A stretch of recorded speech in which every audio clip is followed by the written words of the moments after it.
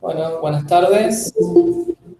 Bienvenidos a todos a otro seminario del Observatorio. Hoy tenemos un seminario a cargo de Santiago Paolo Antonio, que es un seminario un poco especial. Ya nos va a contar David en su presentación. Y bueno, nos va a contar sobre historia de la astronomía en la formación de astrónomos, que es un seminario que además se presenta en el marco de, el aniversario de la fundación del Observatorio de Córdoba y de las primeras jornadas de epistemología e historia de la astronomía. Entonces, la presentación a cargo del doctor David Merlo. Muchas gracias, Marcelo. Buenas tardes a todos, a todas. Si no me conocen, yo me llamo David Merlo y soy astrónomo del Observatorio Astronómico y además coordinador del museo. Bueno, tal cual había comentado Marcelo, este año es un año especial para nuestra institución, ya que el 24 de octubre de 1871 se fundó el entonces Observatorio Nacional Argentino, hoy Observatorio Astronómico de Córdoba. En ese marco es que nuestra institución está organizando una serie de eventos que se va a iniciar el 18 de octubre al 22 con el Cosmosur.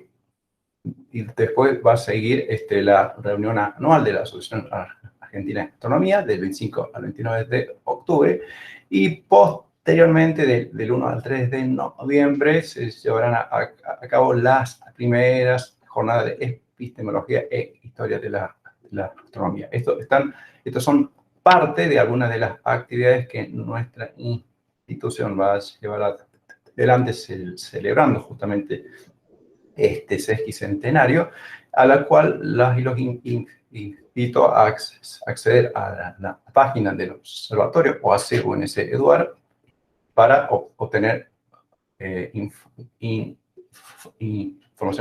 adicional. Con respecto a estas primeras jornadas de epistemología e historia de la astronomía, la estamos organizando entre el museo y la biblioteca de los Observatorio Astronómico y el Centro de Investigación de Filosofía y de la Facultad de Filosofía y Humanidades, y está auspiciado por la agencia FONSIT.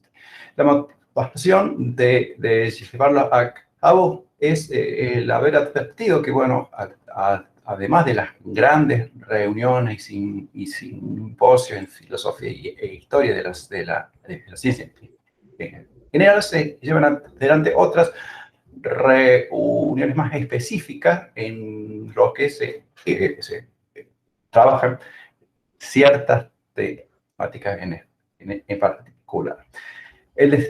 Los y las destinatarias son de estas primeras jornadas, son estudiantes de grado y posgrado, investigadores y docentes de astronomía, filosofía e historia y carreras afines a enfoque interdisciplinario. El objetivo es que estas reuniones tengan una cierta periodicidad y las temáticas de las que se van a tratar en este año, bueno, están aquí indicadas, ¿no? Van de la historia de la astronomía a partir de una organización epistemológica, y en particular historia de la astronomía argentina, filosofía de la astronomía, astrobiología, cosmología y también filosofía e historia de la ciencia y astronomía. Si ustedes quieren mayor información, bueno, aquí está nuestra página web, que estamos actualizando permanentemente y ya están abiertas las preinscripciones. Bueno, y justamente acompañando este marco celebrativo, hemos organizado un ciclo de seminarios que inicia hoy con el seminario Historia de la Astronomía en la Formación de Astrónomos, que está a cargo de Santiago Paolo Antonio, que él es ingeniero, un máster en Administración Educativa y tiene un título en Educación y Comunicación de la Astronomía. Es investigador en Historia de la Astronomía Argentina, en en particular de nuestros observatorios. La siguiente charla va a ser el 18 de mayo. Bueno, yo voy a tener el gusto de dictarle y comentarles de los hitos más importantes en la historia de nuestro observatorio. Y paralelamente también comentar las actividades que desde hace casi 20 años está desarrollando nuestro museo. El 15 de junio nos va a dar una charla Verónica Lencina y Sofía Colla, relativo al patrimonio documental del observatorio, colecciones bibliotecarias y archivísticas. Verónica, además de ser la directora de nuestra biblioteca, es bibliotecóloga y maestra en tecnologías políticas y culturas del Centro de Estudios Abarto y es además profesora en la carrera de bibliotecología de la Facultad de Filosofía y Humanidades. Sofía además es bibliotecóloga y actualmente está redactando su trabajo final de licenciatura en bibliotecología. Después, el 6 de julio, Maximiliano Bossoli nos habla de la evolución del concepto de observación en astronomía desde una perspectiva epistemológica. Maximiliano es doctor en filosofía, investigador en el CIFI y además becario postdoctoral de CONICET. Finalmente, en el segundo semestre, y ya para terminar, vamos a tener el gusto de escuchar a Néstor Camino en su charla Astronomía en el nivel secundario de Argentina.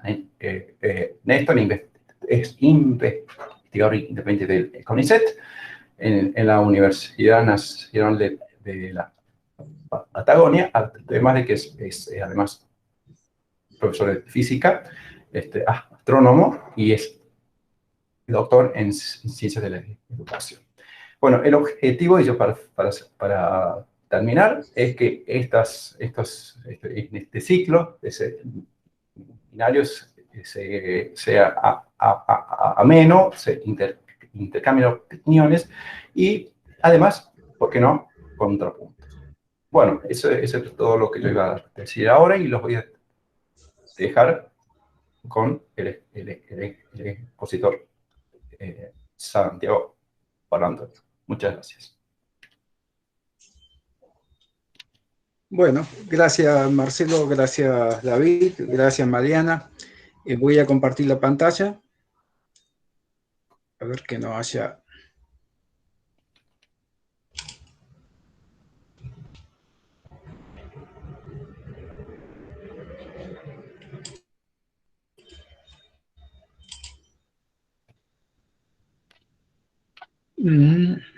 Aquí estamos.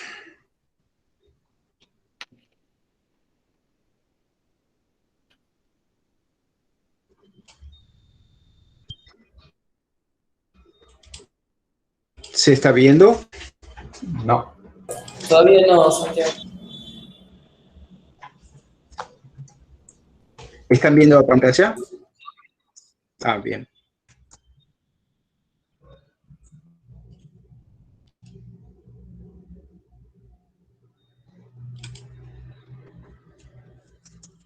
Ahí está. ¿Me avisan? Sí, ahí está. Listo. Bien. ¿Estamos? Bien. Primero que todo, gracias por la presencia de todos. ¿Sí? Mira si puedes poner en pantalla completa, porque estamos viendo toda la ventana del PowerPoint. Sí. Perdón. A ver. Es que yo la tengo... Sí. Es para que se vea mejor. No sé por qué están viendo el PowerPoint que estamos viendo. Sí, es que yo en teoría la alargué. A ver.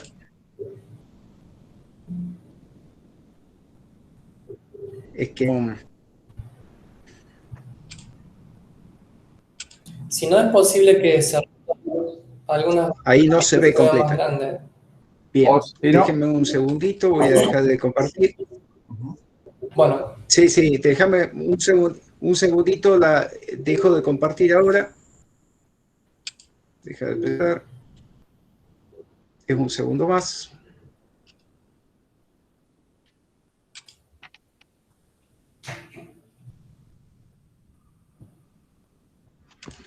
Dale, verdad la cosa.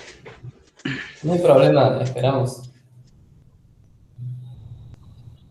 Sí, simplemente no quiero hacer esperar a todos. Vamos por toda la pantalla en vez de una ventana.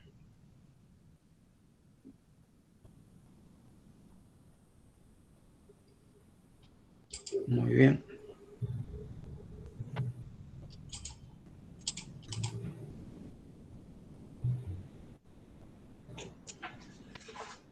Estoy compartiendo toda la pantalla, así no hay inconveniente. Bueno, Díganme cuando aparece. todavía no.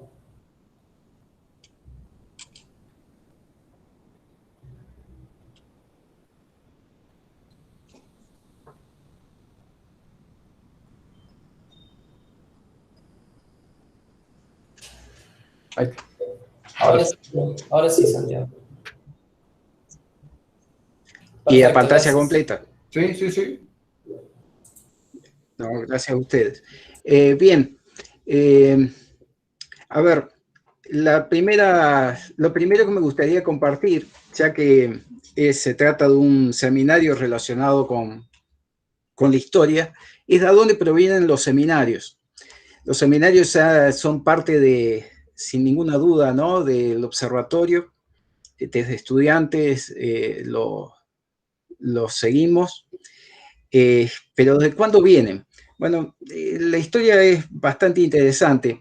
El Observatorio Nacional Argentino, como bien dijo David, 1871 se funda. Hay un primer periodo que es un poco arbitrario, la elección, pero hasta 1909, donde hay dos directores, Benjamín Gould, que fue el primero, y Thom, que fue el continuador. En realidad, estas dos direcciones es como una sola, porque Thom sigue los lineamientos que planteó Gould en un inicio. En esta etapa, las líneas de investigación son líneas de investigación institucionales y fueron totalmente dominadas por el director. Incluso las publicaciones que se realizaron eran a nombre del director. Y los distintos empleados, ayudantes y demás aparecían eventualmente en algún texto en el interior de la publicación. Cuando después del fallecimiento de Thom, aparece una etapa de transición hacia lo que hoy consideramos como el Observatorio de Córdoba, cuando asume Charles Dillon Perrin, el tercer director titular. Esta etapa, aquí ya empieza a aparecer los estudios astrofísicos, antes eran muy astrométricos, y en esta etapa comienzan a aparecer algunas publicaciones de, digamos, astrónomos que no era el director, pero de todos modos se siguen con investigaciones de tipos institucionales, ¿no? O sea, todos se abocaban a ciertas líneas de investigación que se planteaba a nivel de dirección. Esto ocurre hasta 1936, en que es jubilado Perrin y asume como director del Observatorio de Córdoba el director del Observatorio de La Plata, Félix Aguilar. Ahí marca el fin de la etapa de los directores norteamericanos, de origen norteamericano, aunque Tony y Perrin terminan siendo inmigrantes, ¿no? Aguilar no fue el primer director argentino porque anteriormente apareció un director interino, el ingeniero Sarmiento, que durante varios meses en la transición se ocupó del observatorio. Bien, a partir de ahí aparece una nueva etapa, que yo le puse refundación porque realmente comenzó a cambiar el observatorio radicalmente, se dedicó cada vez más hacia la astrofísica, a partir de la dirección de Nissen y posteriormente Enrique Gaviola.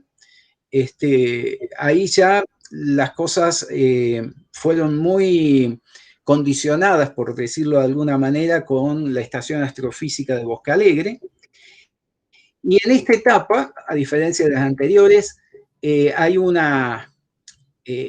desaparecen directamente las investigaciones institucionales y empiezan a publicar distintos astrónomos, hay distintas líneas de investigación, se diversifican notablemente, por lo tanto aparece una necesidad en ese momento de que se sepa de qué estaba haciendo cada miembro de la institución. Y es ahí a donde aparecen los seminarios, ¿no? Y posteriormente, con la integración del observatorio a la universidad en el 1954 y la creación del IMAF, se integran también a la parte educativa. El primer seminario se da en 1943 y lo da la primera astrónoma recibida en la Argentina. Y sobre el tema es de las nubes de Magallanes, ¿no? Estaba relacionado con las investigaciones que comenzaban a realizarse en Bosque Alegre. Fíjense que Bosque Alegre se inaugura en el 42, esto aparece en el 43. Y me gustaría destacar cuáles eran los objetivos de estos seminarios, ¿no? Compartir los trabajos, plantear nuevos trabajos que estaban planificándose, intercambiar experiencias, las propuestas, opiniones, y ese es el espíritu que me gustaría que, digamos, exprime en este seminario, así que con gusto, si entre medio alguien quiere hacer una pregunta, me detienen y podemos charlar sobre el tema. 78 años hace entonces que hay seminarios, es toda una tradición ya del observatorio.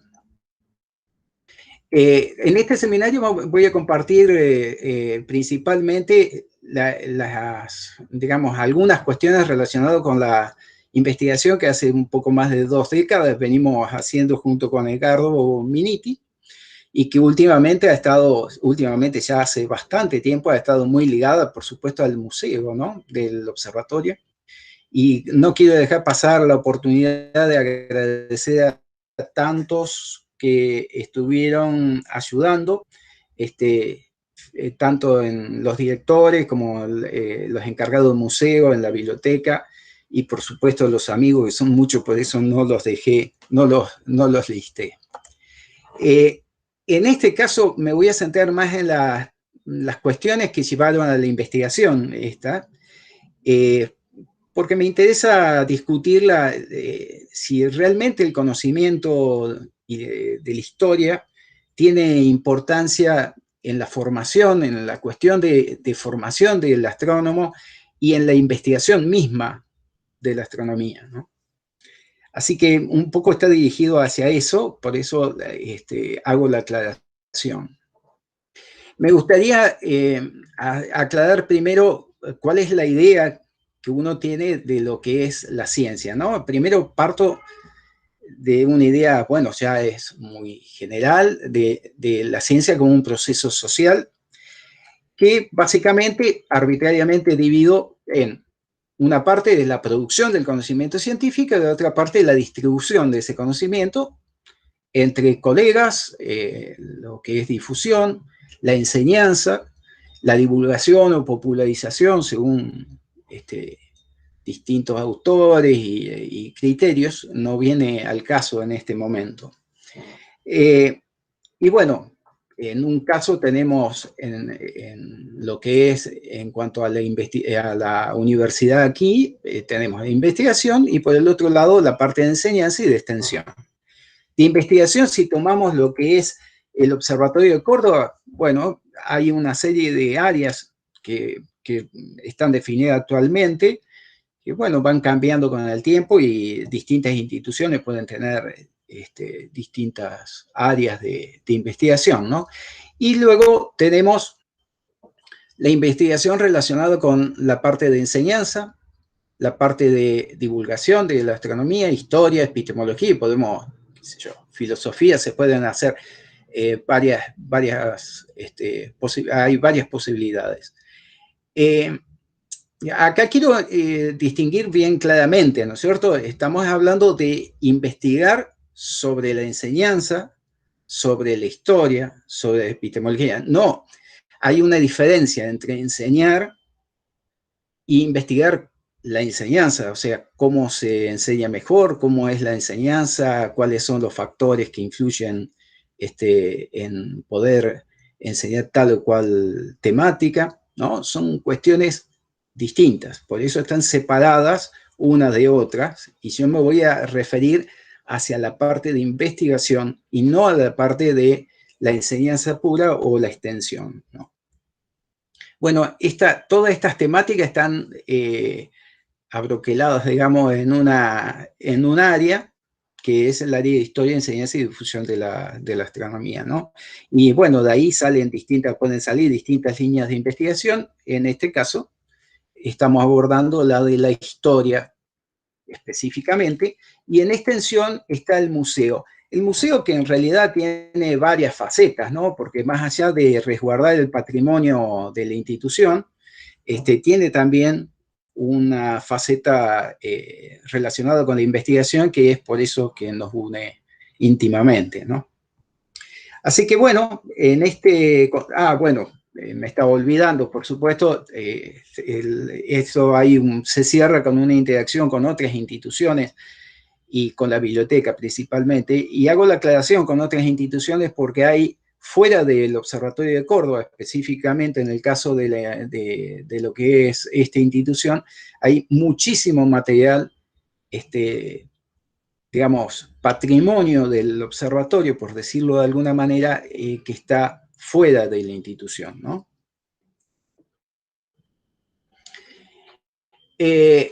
Básicamente la idea es esta, ¿no? Hay que saber distinguir, ¿no? Los astrónomos son expertos en producir conocimientos astronómicos, conocimientos científicos.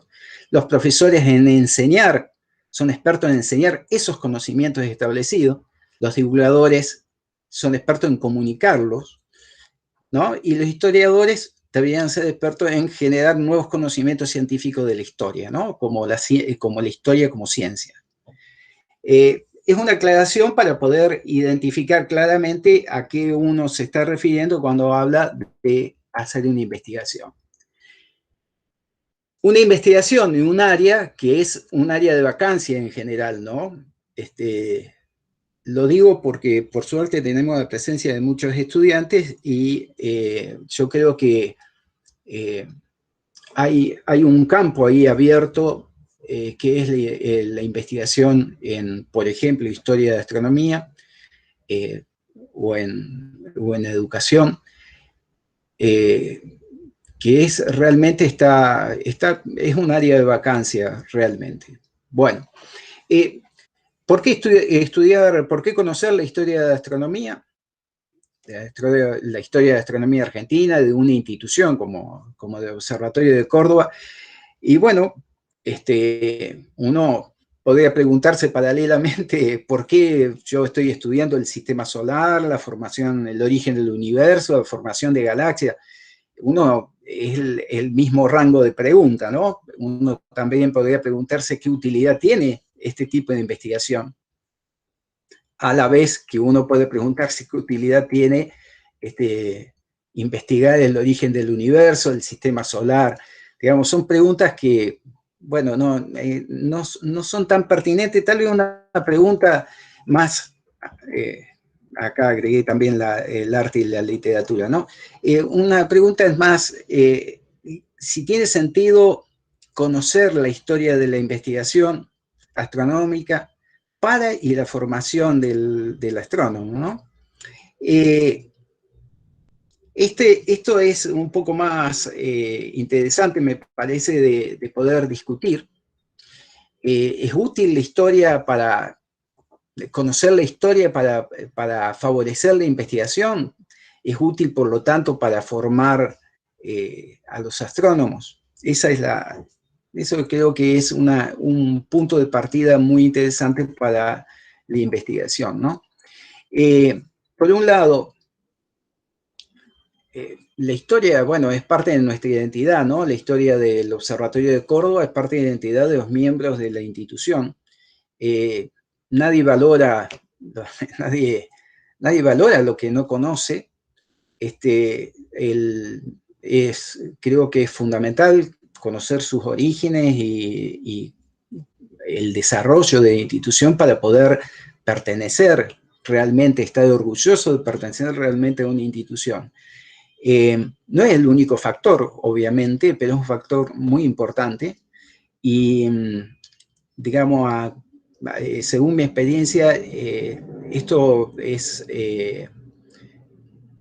importante para cualquier institución de que estemos hablando, ¿no? Por el otro lado, creo que esto es de gran importancia. El estudio, digamos, de la historia, en este caso de la astronomía, permite de alguna manera entender los procesos que se dieron, todas las cuestiones que se dieron a lo largo del tiempo, que llevaron a la actual situación de la astronomía, y a partir de ahí uno puede de alguna manera percibir qué cambios, qué rumbos pueden llegar a tener hacia el futuro de la astronomía. Planificar de alguna manera, tener un elemento más para planificar de alguna manera las líneas futuras de investigación. Esto es tal vez la parte más interesante, importante, referido al conocimiento de la historia, tanto de la institución como en nuestro caso, de la astronomía argentina. Y nos permite de alguna manera no repetir errores, aunque el conocimiento de historia, hay mucha gente que conoce los hechos históricos y los errores se cometen de todos modos, pero bueno, es interesante de tomar en cuenta para tratar al menos de no cometerlos. Y para la enseñanza, largamente, ayuda a entender cómo es la ciencia y en particular la astronomía. De esto no me voy a explayar porque ya, como comentó David, Néstor Camino en un futuro, en el segundo semestre, nos va a hablar de esto. Otra cuestión interesante es que uno termina entendiendo que la historia no comienza con nosotros, ¿no? Somos, en ese sentido, en general, uno tiende a creer ese tipo de cosas. Acá hay muchas situaciones que se dan y que se repiten, ¿no? Hay un ejemplo con Edgardo Miniti, planificó, digamos, inventó, por decir de alguna manera, un método para la observación de estrellas variables, desenfocando el ocular del telescopio para hacer una observación visual. Y esto tuvo éxito, se aplicó especialmente, lo llamó método de imagen ausente. Pero realmente cuando empezamos a investigar, resulta que Perrin, el director Perrin, en el estudio del cometa Halley, utilizó ese mismo método con la fotografía, ¿no? Desenfocando la placa para poder hacer las comparaciones estelares con el cometa, que no es exactamente lo mismo, pero tiene, digamos, en esencia coinciden. Así que aun cuando uno a veces cree que las cosas fue novedoso en algo y realmente siempre hay alguien que le ha ganado. Hay algunos ejemplos. Me parece que es más fácil de entender a través de algunos ejemplos. Principalmente, tal vez las partes más interesantes sean pensar cuáles son las ideas que estructuraron, que se dieron en los cambios que a lo largo del tiempo tuvo la astronomía, cuáles son los problemas que existieron. A ver, ahora voy con los ejemplos. Todo este tipo de cosas están de alguna manera cruzados por una cuestión que no podemos evitar y que son nuestros propios prejuicios, digamos, nuestra formación, nuestra cultura, concepciones, todo lo que nos hace, no tenemos otra más que partir de ese conocimiento cuando uno hace una investigación, hace un análisis. Pero lo importante de acá, como sabemos que es inevitable, lo importante es conocer nuestras propias limitaciones, ¿no? Ser conscientes de esas limitaciones. Ejemplos, algunos ejemplos históricos muy conocidos. El caso de Einstein con su idea de no concebir un mundo regido por el azar, ¿no? Que él lo manifiesta abiertamente, o el famoso caso de colocar una constante para evitar que en su fórmula el universo se expanda, por decirlo de alguna manera, o sea, mantener un universo estático porque no concebía un universo que se expandiera. Y no podemos decir que Einstein no tenía una mente abierta. O sea, siempre este tipo de ideas, inevitablemente cuando uno realiza una investigación de cualquier tipo sea, siempre están presentes. Estos ejemplos históricos hacen, de alguna manera, nos muestran y nos advierten de eso. Hay también problemas con los marcos teóricos dominantes. Por ejemplo, cuando Copérnico plantea, reedita, digamos, el sistema heliocéntrico, lo hace con órbitas circulares. No se podía concebir órbitas planetarias que no fueran circulares. Y, por ejemplo, en la teoría newtoniana, con el tema del tiempo absoluto y la velocidad infinita.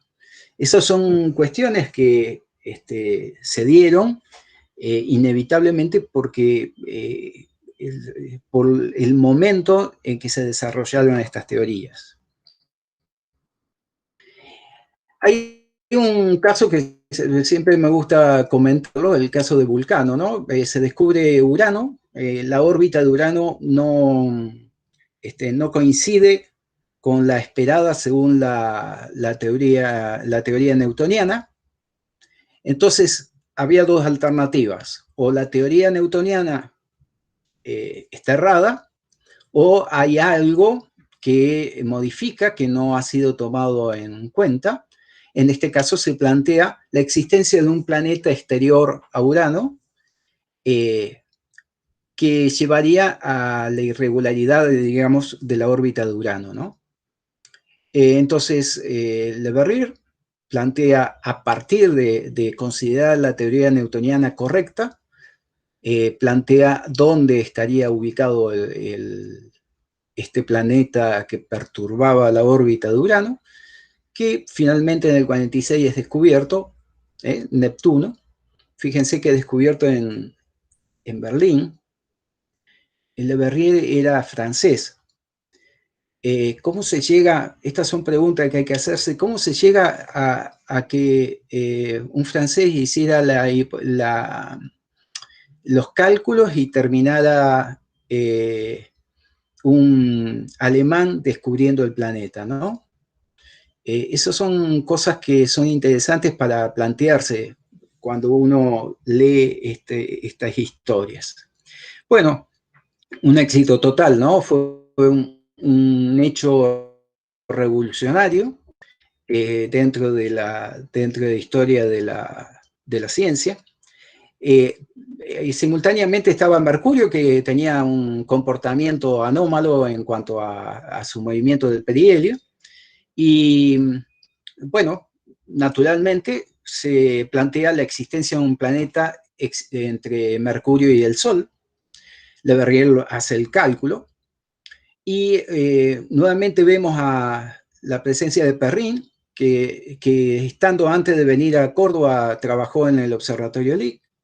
Estando en ese observatorio realizó diversas campañas para ubicar a este planeta hipotético, que fue tan real el planeta que se le puso nombre, ¿no? Vulcano. Incluso en varias oportunidades se anunció su descubrimiento. El planeta se lo buscaba, se lo trataba de ubicar durante un eclipse total de Sol, porque era la manera en ese momento de poder observar objetos cercanos al borde del disco solar. Y como sabemos, finalmente no se lo encontró. En 1908 justamente se hace una publicación donde hay una serie de planteos donde digamos, se afirma que no existe ese planeta. En realidad la hipótesis no se dejó de lado, porque después se empezó a plantear de que en vez de un planeta hubiera varios, pero finalmente fue explicada por la relatividad, la teoría de relatividad. Esto es interesante porque el mismo planteo que apoyó a una teoría, la de Newton, terminó derrocándola, digamos, sustituyéndola con la teoría de la relatividad. Otras cuestiones que son interesantes para analizar, estoy mostrando cosas que todo el mundo puede acceder, esto es una historia universal, el caso de los canales marcianos, ¿no? Schiaparelli lo ve, los dibuja, pero lo interesante de esto es que si uno observa, por lo menos yo lo he visto muchas veces con distintos tipos de telescopios, nunca alcancé a ver nada parecido a lo dibujado por él, pero lo interesante es que hubo muchos otros astrónomos que observaron y vieron lo mismo. Incluso Percival Lowell durante muchísimo tiempo planteó, digamos, sostuvo la teoría de la existencia de estos rasgos, y sostenía que esos rasgos estaban relacionados con canales artificiales y vida en Marte, ¿no? Finalmente, hoy en ningún dibujo de Marte, ni siquiera con visual ni fotográfico, se ven estos rasgos. Sin embargo, ninguno de estos astrónomos eran astrónomos de poca relevancia. Coma Solà, un catalán de primer nivel, y sin embargo se sostuvo esto durante mucho tiempo. Otra cuestión interesante para ver es lo que pasó con Campbell, cuando en 1911 Einstein empieza a plantear una propuesta de observación para poder verificar una de sus predicciones, que era la curvatura de la luz por el campo gravitatorio. Se intentan en diversas oportunidades realizar este experimento, digamos, esta observación que requería de eclipses totales de Sol. Se intenta en 1912, 14, y en el 18, desde el Observatorio Lick, Campbell logra observar por primera vez. Los anteriores no tuvieron éxito porque estuvo nublado en esas oportunidades. En este caso hubo un poco de nubes, pero se pudieron sacar las fotografías requeridas, y el resultado de esa investigación es que no se verificaba la teoría de Einstein, ¿no?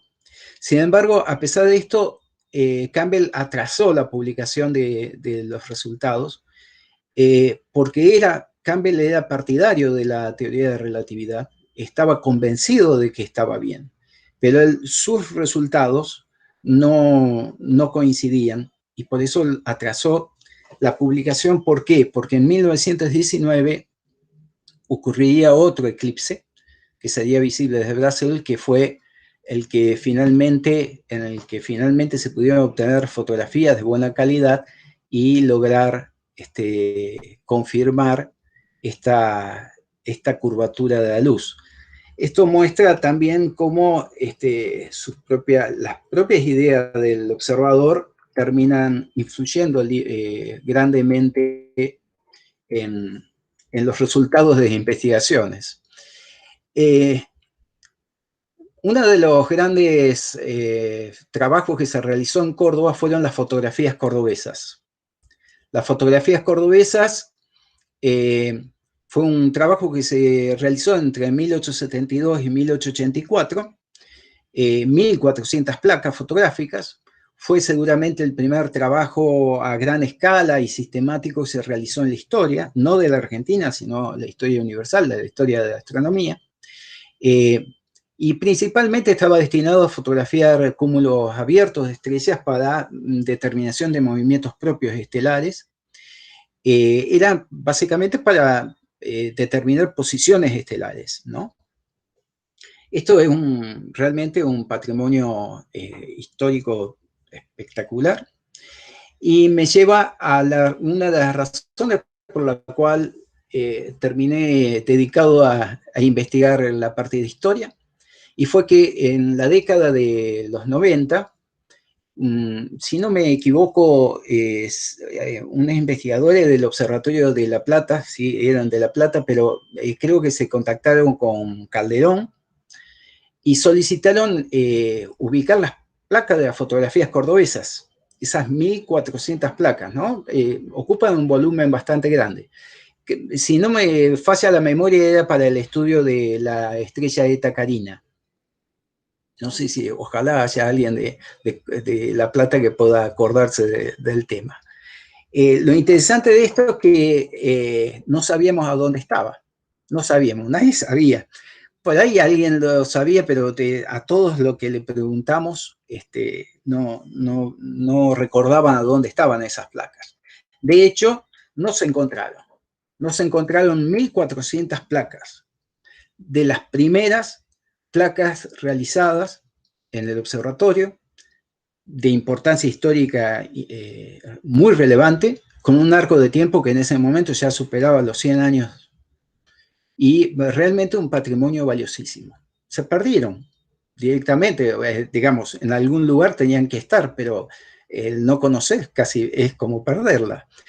Y recién 10 años más tarde, luego de una larga investigación, se pudieron ubicar estas placas en Harvard, en el observatorio de Harvard. Todas las placas correspondientes a Eta Carina no existían. Algún astrónomo o alguna institución las retiraron para investigar y nunca más se supo dónde estaban. Recordemos que Eta Carina aún hoy es un objeto de sumo interés, y poder tener imágenes de esta estrella de hace, en este caso, casi 150 años sería más que interesante. La pregunta del millón es cómo llegaron a Harvard, ¿no? ¿Por qué están ahí? ¿no? Esas son las cosas que, digamos, justifican a veces poder conocer la propia historia, ¿no?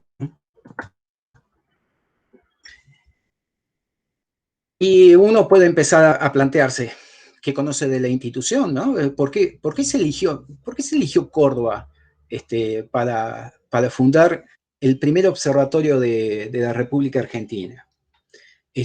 ¿Por qué se hicieron los trabajos que se realizaron? Bueno, acá hay una serie de preguntas que hacen, de alguna manera, a entender el por qué el observatorio es como es hoy. Y por qué la astronomía argentina llegó a lo que es hoy. Algunas cuestiones que fueron completamente olvidadas, así rápidamente ya para ir cerrando. El estudio del eclipse solar en el Sol, en el Observatorio de Córdoba, nunca figuraron en ningún lugar. Sin embargo, hubo varios estudios. Y lo más interesante es lo que descubrimos en el museo, esta carta.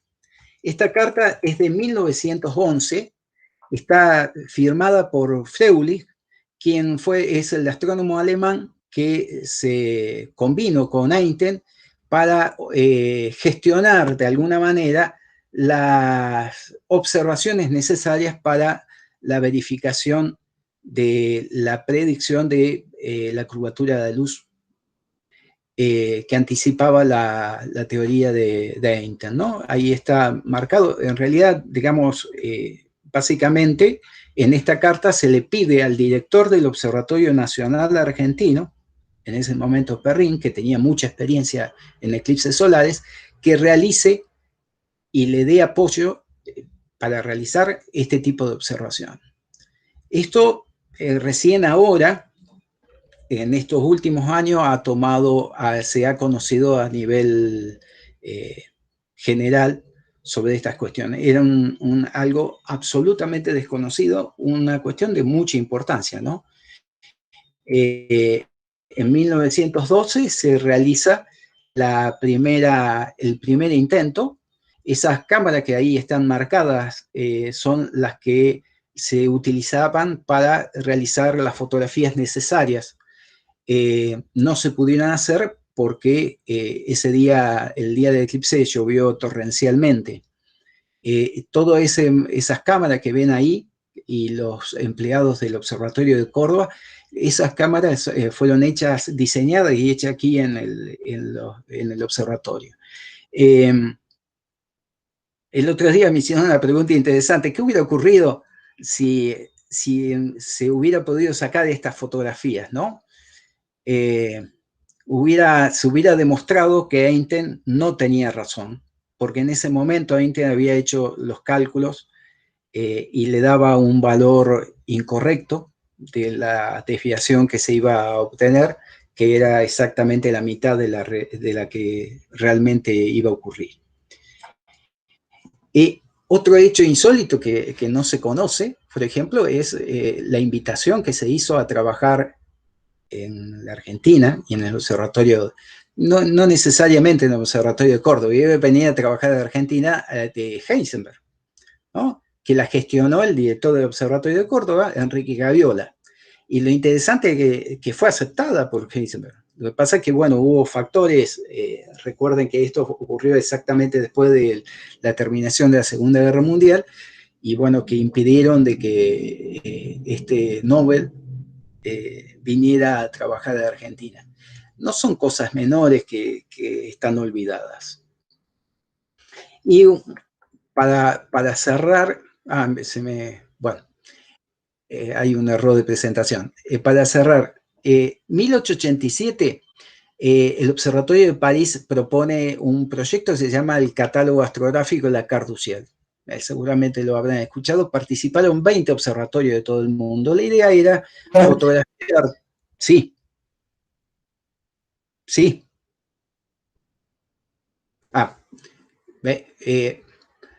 ¿Sigo? Sí, no sé si Manuel quería hacer una pregunta. Dale. ¿Manuel? No, disculpe, me estaba logueando con otra máquina y hice ruido. Perdón. Bien. No hay problema, Manuel. No, contaba que este proyecto, la intención era fotografiar todo el cielo con gran detalle, para lo cual se requerían como 60.000 placas fotográficas. Por lo tanto, la única manera de realizarlo era con una cooperación internacional. Participaron 20 observatorios. Cuando se inicia el proyecto en el 87, en el hemisferio sur había más o menos 8 observatorios activos. En Sudamérica había 4, estaba el de Río de Janeiro, el de La Plata, el de Santiago y el Observatorio Nacional Argentino. El único de esos 4 que tenía experiencia en la parte fotográfica era el Observatorio de Córdoba. El Observatorio de La Plata se incorpora inmediatamente. Recordemos que el Observatorio de La Plata, tuvo una impronta francesa con gran cooperación del Observatorio de París, de modo que no es extraño. Lo extraño es que el Observatorio Nacional no fue invitado, el único observatorio que tenía experiencia en el proyecto. Entonces uno pregunta ¿por qué? ¿Cuál fue la razón? Lo interesante es que inmediatamente después de esta no invitación, finalmente fue invitado el observatorio por pedido de Beauf. Beauf era el director del Observatorio de La Plata. Esto hace más extraña todavía la cosa. Entonces, finalmente se invita al observatorio, pero Tom, que era el director del Observatorio de Córdoba, no acepta integrarse al proyecto. Es una sucesión de situaciones muy extrañas y que finalmente se complementa con el hecho de que 13 años más tarde, el mismo Tom acepta incorporarse del proyecto y así es como realmente el Observatorio de Córdoba se participa y lo completa. Tarda 26 años de trabajo para completar su parte de este proyecto. Fue uno de esos 20 observatorios. Ahora, ¿cuál fue la razón? Bueno, ¿por qué nos invitó? Porque el director del Observatorio de París, Mouget, se llevaba re mal con el director de aquí, con Benjamin Gould. Había ocurrido varios intercambios muy feos. También se llevaba muy mal con Beauf, pero Beauf le pide a Mouget que invite al Observatorio de Córdoba porque le dice que si no iba a ser peor, porque Benjamin Gould lo iba digamos, de alguna manera a molestar a través de la prensa por esta razón. Y uno dice, pero ¿no eran científicos? Bueno, ¿y por qué Tom no lo aceptó? Porque le consulta a Gould si se incorporaba o no a este proyecto, y Gould le dijo que no se incorporara. La razón final de todo esto es que había una competencia muy fuerte entre la astronomía norteamericana, que estaba recién iniciándose, digamos, expandiéndose, y la francesa sobre, digamos, de alguna manera la supremacía en cuanto al desarrollo de la fotografía astronómica. O sea, fue un componente entre malas relaciones personales entre los distintos directores, más una cuestión de nacionalismo, competencia nacionalista entre los distintos científicos. Este tipo de cosas muestran que aún en los proyectos más importantes estas cosas se dieron y sin ninguna duda se siguen dando. Esto va a ser muy rápido porque insisto que Néstor Camino nos va a hablar sobre este tipo de cosas, pero nunca me gusta, siempre me gusta, perdón, decirlo, poner esto que tiene muchos años, donde se afirma, dice, es muy difícil alfabetizar, enseñar, hoy sería culturizar científicamente y técnicamente sin conocer la historia de la ciencia y la tecnología. Esto en lo que es la parte de enseñanza es fundamental. Imagínense en la enseñanza de los astrónomos, ¿no? De los científicos en general. Uno piensa que van a ser productores de conocimiento científico, gestores de ciencia, institucionales o de la ciencia nacional. Se espera eso, ¿no? Si es así, no debería discutirse algunas cuestiones como cómo nació y evolucionó la astronomía, cómo se producen las teorías. Hay un montón de preguntas que, más allá de lo que uno va aprendiendo por el diálogo con sus profesores y con los colegas, en realidad esto deberían ser conocimientos que se adquieren en formas sistemática y ordenada, ¿no? Finalmente, el tema de la historia tiene sus facetas complicadas, como son las interpretaciones anacrónicas, ¿no? Escuché muchas veces de que el observatorio tenía, como Benjamín Gould era norteamericano, el observatorio digamos, tuvo origen norteamericano. No es así. No solo tuvo un origen, una idea nacional, sino que eventualmente la astronomía era alemana, porque Benjamin Gould fue educado en Alemania y todos los proyectos que se realizaron inicialmente en el observatorio seguían la línea de la astronomía alemana, que en ese momento era el país dominante en este aspecto, en la ciencia en general. Las cuestiones de simplificaciones, ¿no? De las cuestiones que,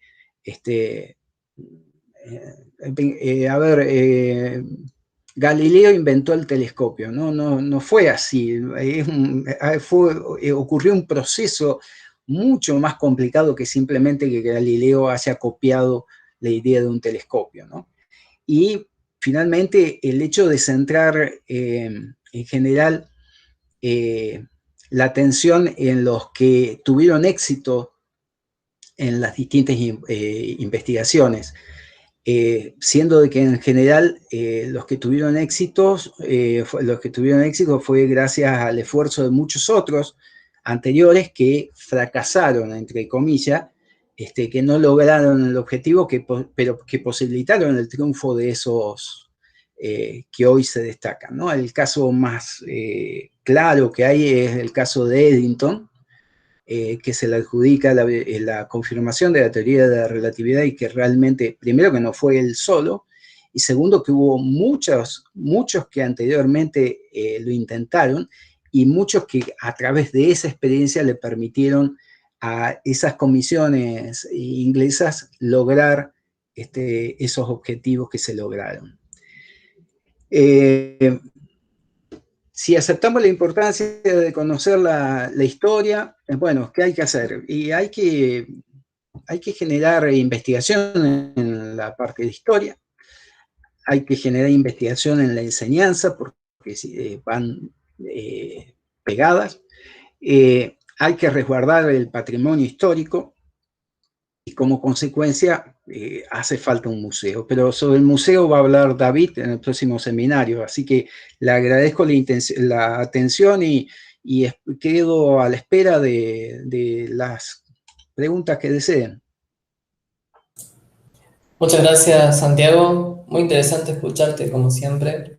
Invitamos ahora a quienes quieran hacer preguntas o comentarios, aportes.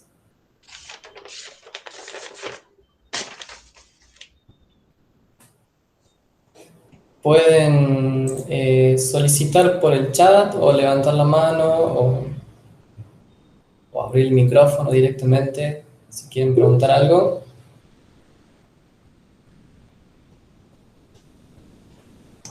Fede Sismondi tiene una pregunta. ¿Fede? Hola, ¿cómo están? Sí, quería, bueno, comentarles o compartir. Yo como guía del museo, cuando comentaba en las visitas, les decía a la gente acerca de algo que a mí me llamaba la atención. Por ahí me confirman si es así o no. En la radio muchas veces escuchamos lo que es la hora oficial.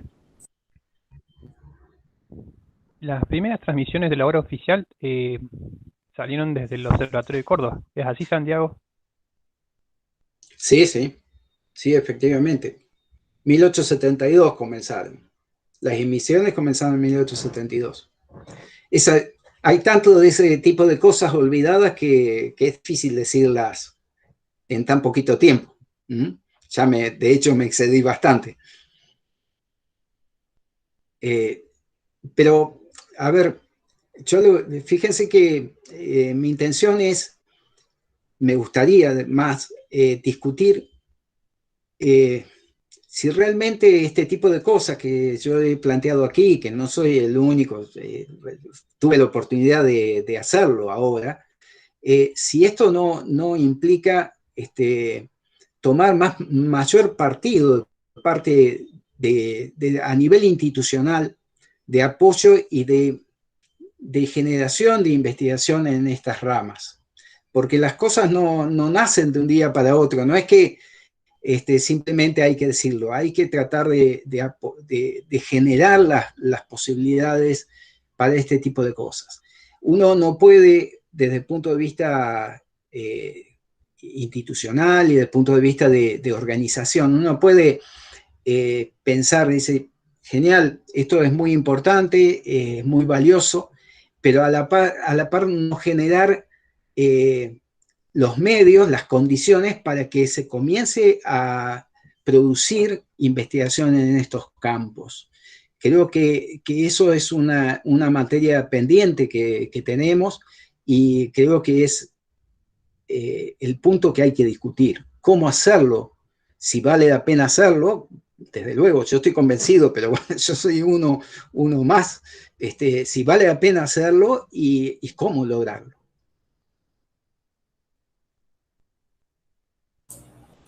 Bien, gracias Fede por tu pregunta. Hay un comentario en el chat de Abril, secundado por Martina, no sé si quieren expandir sobre eso. O Román, comentan que sería interesante que haya una especialidad para grado o posgrado sobre este tema. No sé si quieren comentar algo planificado al respecto. No tiene micrófono en la computadora. Esa es una posibilidad. Iniciar un camino, porque las cosas no necesariamente hay que ir a todo o nada, ¿no? Hay que iniciar un camino y ver las posibilidades, ver cuántos realmente están interesados, pero es una buena oportunidad. Y que demos este seminario, que no es la primera vez que planteamos con David seminarios de este tipo, pero digamos, este año es un año particular. No sé por qué, pero a la gente le gustan los años redondos. Los 150 años es un año particular y por eso uno piensa, tal vez haya algún tipo de impulso en este sentido. Sin ninguna duda que sería una alternativa muy interesante. No es tan fácil hacerlo porque en la Argentina no hay mucha gente dedicada a este tipo de cosas. No hay mucha gente dedicada a historiadores dedicados a la historia de la astronomía argentina, ¿no? Son contados de gente.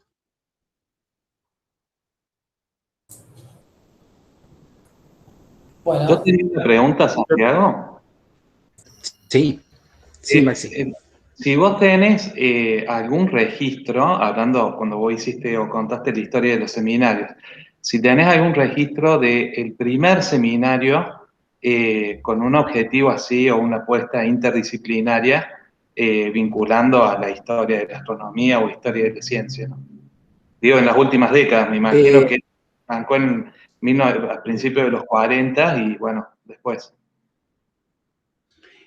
Hay una lista, eso no me fijé, es interesante la propuesta, no me fijé, hay una lista que por suerte Luis Milone hizo cuando estuvo como director, digamos, del seminario, hizo una lista muy larga de todos los seminarios con muchísimo detalle, incluso de quienes estaban presentes y todos, una lista espectacular. Habría que mirar, aprovechar lo puntilloso que era Milone con ese tipo de cosas para poder verlo. Lo que sí recuerdo en 1971,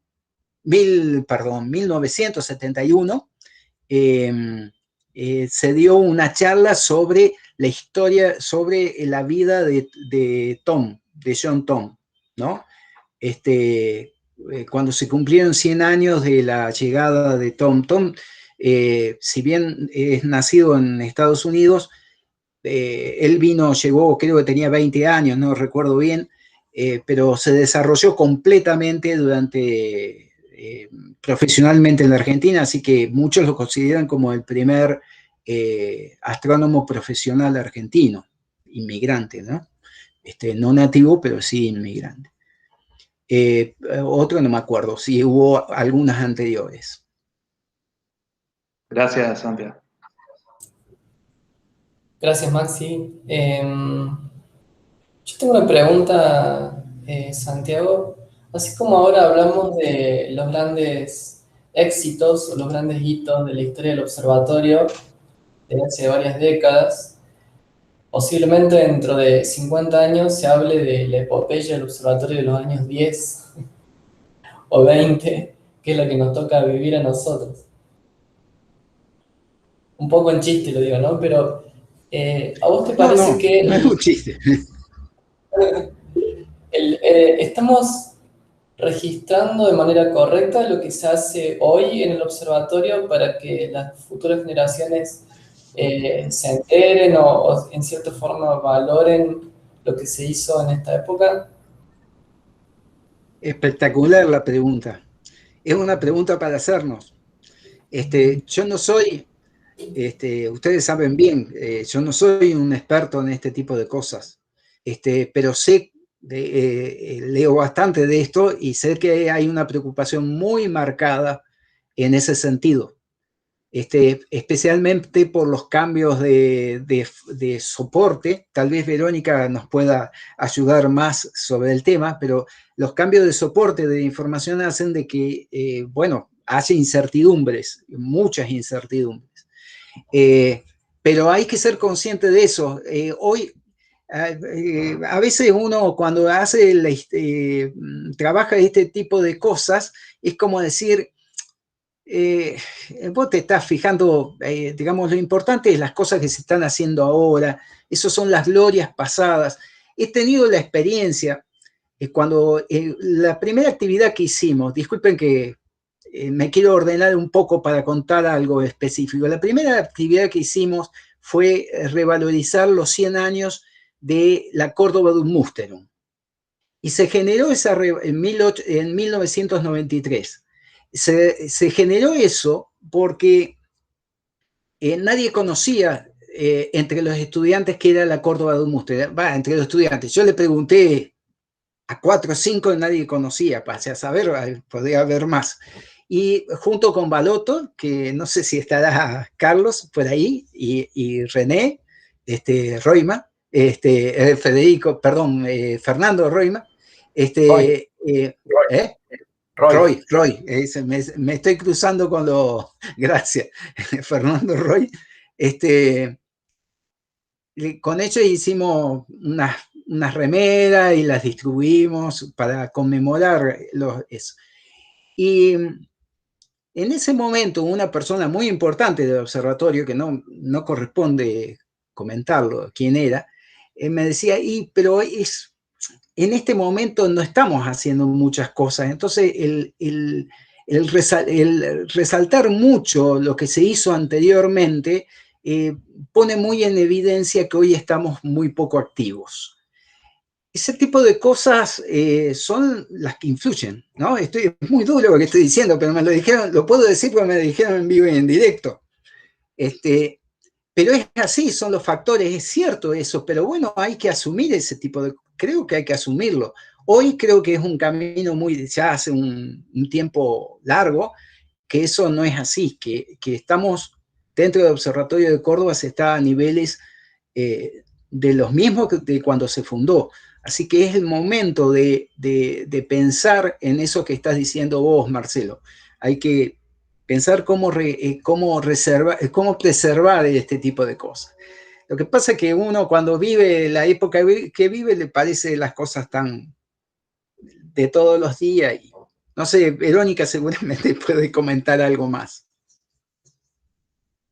Gracias, Santiago. Voy a tratar de ser muy breve y quiero aportar 3 cositas muy brevemente.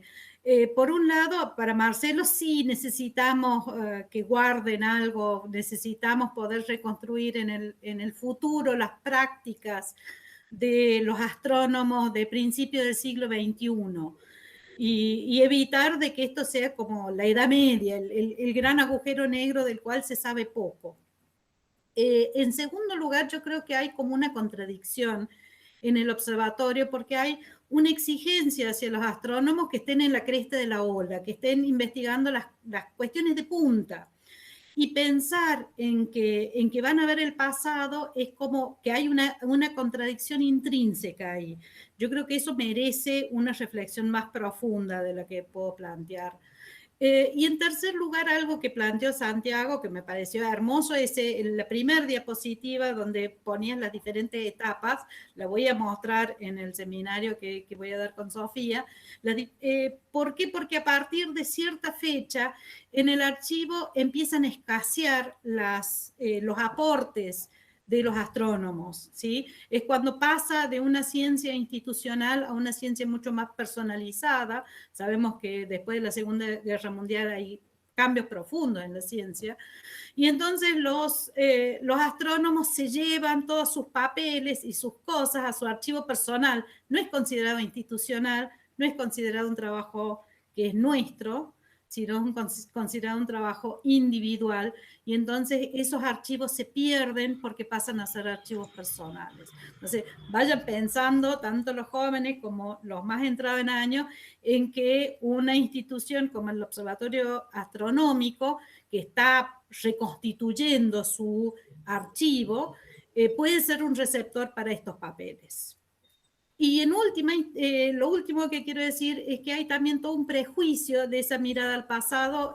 Doy fe, yo he sido una de estas prejuiciosas y creo que todavía lo sigo siendo, de mirar la historia como algo que solamente le interesa ver a la gente vieja que añora un pasado que supuestamente fue mejor. Y en realidad nada que ver con eso, sino que el pasado nosotros lo reinterpretamos, nosotros somos los que definimos el pasado, y lo que elegimos del pasado, los elementos con los cuales nos queremos identificar, y los que a veces quizás hay que plantearlos para no caer en los mismos errores. Bueno, eso nada más. Aquí hay un comentario de Néstor Camino. Sí, es una otra alternativa, no sé si lo ven en el chat. Dice, al menos se podría empezar aceptando tesis de grado y posgrado de historia de astronomía, en epistemología de astronomía, en educación de astronomía. Eso sería también un camino, porque por algún lugar hay que empezar.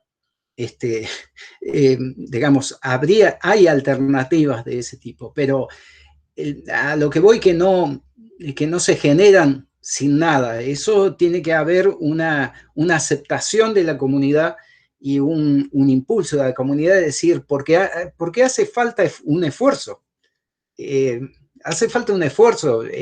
Imagínense cuando llegue alguien que diga, yo voy a hacer investigación en historia de astronomía. Alguien va a tener que hacerlo porque, digamos, ya la gente que estamos embromando con esto, en algún momento vamos a desaparecer, más pronto que, en mi caso, más probablemente más pronto que lejos, pero bueno, alguien que se dedique, imagínense, aparece, se dedica a esto, dice, yo voy a investigar en historia, y hay que darle un lugar, hay que darle una oficina, hay que darle un puesto que sí, claro, no va a ocupar alguien que haga cosmología o que haga búsqueda de planetas extrasolares, no sé, eso es algo que la comunidad tiene que aceptar y decir, bueno, hay que hacer el esfuerzo en ese sentido. No es una cuestión tan fácil, porque uno permite un posgrado, después le tiene que dar lugar al doctor que se recibe doctor en enseñanza de astronomía. Y bueno, después hay que generar las condiciones para que pueda desarrollar su investigación. Recuerden que lo que yo estoy diciendo, yo no soy ningún experto en ninguna de estas cosas. La idea, por eso lo dije de entrada, la idea es que hay que discutirlo. Eso sí, estoy muy convencido, ¿no? He trabajado mucho en este tipo de cosas y yo creo que estoy muy convencido que estas cosas hay que discutirlas. No mañana, hay que empezar ahora. Porque si seguimos dejando las cosas, el tiempo pasa muy rápido.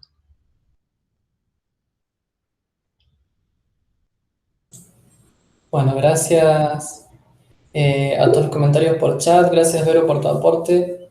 ¿Puedo hacer un comentario yo? Sí, por favor. Discúlpenme porque soy un outsider acá, pero me divertí mucho con la charla de Santiago. Pero pensando un poco, yo creo que es fundamental que la historia de las distintas ramas de la ciencia se conozca. Facilita enormemente el conocer la historia, la enseñanza en el momento actual. Eso es indiscutible. Y realmente si no hay alguien que se preocupe de encontrar y preservar esos rastros de la historia, se pierden.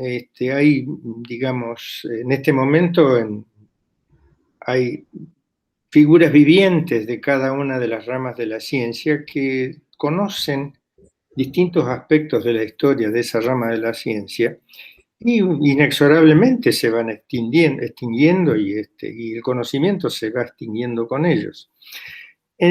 Pensando en la posibilidad que alguien mencionó de que estas cosas podrían manejarse en alguna actividad de posgrado, o sea, consolidarse como una estructura que directamente tenga la intención de mantener estos recuerdos que son tan útiles, a lo mejor no es suficiente la necesidad cuando se considera una única área de la ciencia, sino que a lo mejor, como este problema lo tienen todas las áreas de la ciencia, los tienen los químicos, los tienen los físicos, los tendrán los filósofos y los humanistas, a lo mejor hay que pensar en una actividad colectiva o en algún tipo de posgrado.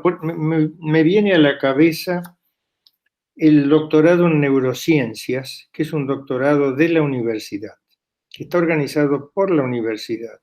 No es de una facultad en particular, sino que participan todas las facultades que tengan alguna línea en neurociencias más o menos consolidada. Y entonces simplemente se designa a una facultad como administradora de ese doctorado, administrador académico, digamos, pero ahí entran distintas facultades con sus distintas líneas de trabajo. Y a lo mejor acá se podría trabajar un poco más en esta idea que ustedes han manifestado, pero que tendría más cuerpo y más opciones para ser concretadas si dado que todas las áreas de la ciencia tienen la misma problemática de mantener el recuerdo en sus respectivas áreas, buscar una cosa colectiva, así que sea un conjunto de facultades que resuelven estos problemas a través de una estructura académica que puede ser un doctorado en epistemología y historia de la ciencia, que eso le daría más cuerpo, me parece, a la idea. Pero bueno, es simplemente un pensamiento en voz alta. Discúlpenme si soy atrevido de meterme en... Esta historia de los seminarios también es una historia que a mí me suena tan parecida a la que yo sufrí, y cuando yo empecé también los seminarios venían un poco dictados por la costumbre que había en los fundadores de la bioquímica en el país, de Leloir y de Caputo, y nosotros teníamos los seminarios, eran mientras almorzábamos al mediodía, comíamos un sándwich, y alguien contaba sus experimentos, sus proyectos, sus resultados, se discutía, se peleaba, y eran fantásticos realmente. Y después, claro, las cosas se hacen más grandes, ahora el instituto tiene, qué sé yo, 120 personas, eso es inviable, era viable cuando éramos 10 o 12, 15. Después se torna inviable, además, pero algo hay que hacer para que los jóvenes no desperdicien las experiencias acumuladas en la historia de los institutos y de las facultades. Muchas gracias. ¿Puedo hacer un comentario? ¿Cómo? Gracias Hugo por el aporte. No sé si alguien más quiere hacer algún comentario o pregunta. Sí. Yo sí puedo. ¿Hay tiempo?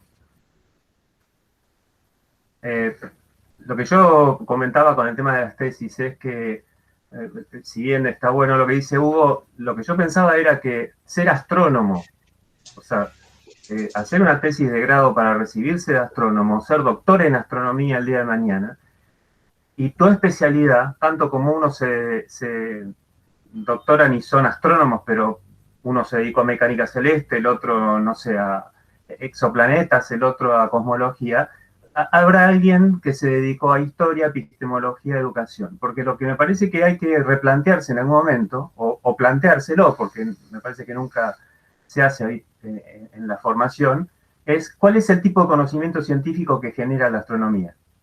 O sea, ¿solo construimos conocimiento cuando me contás cómo es un exoplaneta? ¿O cuando me contás cómo hizo Gould para formar a los primeros observadores que lo ayudaron a sacar placas de nivel internacional? ¿Quién lo formó? ¿Cómo hizo ese proceso? ¿Cómo se generaron los primeros proyectos de investigación? Eso es educación, eso es historia. ¿Cómo se hace hoy? Lo charlaremos en el segundo semestre. ¿Cómo se hace hoy para que la gente en la calle vea el mundo tal como los astrónomos decimos que lo ve la ciencia hoy día? ¿Cómo se hace eso? Si no participamos con una profesionalidad que hoy no tenemos. Entonces me parece que hay que, cuando yo estudiaba, si alguien decía que quería, hace 40 años, y quería estudiar planetas, lo miraban feo. Bueno, hoy no. Antes exobiología era una cosa extrañísima, hoy no. Entonces a mí me parece que lo que tenemos que ir cambiando es replantear a qué se dedica la ciencia astronomía, y que las muchas especialidades que hoy día son quizás novedosas, pero que ya sabemos que son necesarias, empiecen a formar parte de las especialidades de grado, posgrado, entrar a carrera de CONICET, etcétera, siendo astrónomo, no con campos mezclados, que si bien es cierto lo que dice Hugo, que se necesitan también, bueno, a mí me preocupa que todos nos digamos que somos astrónomos, con especialidades diferentes.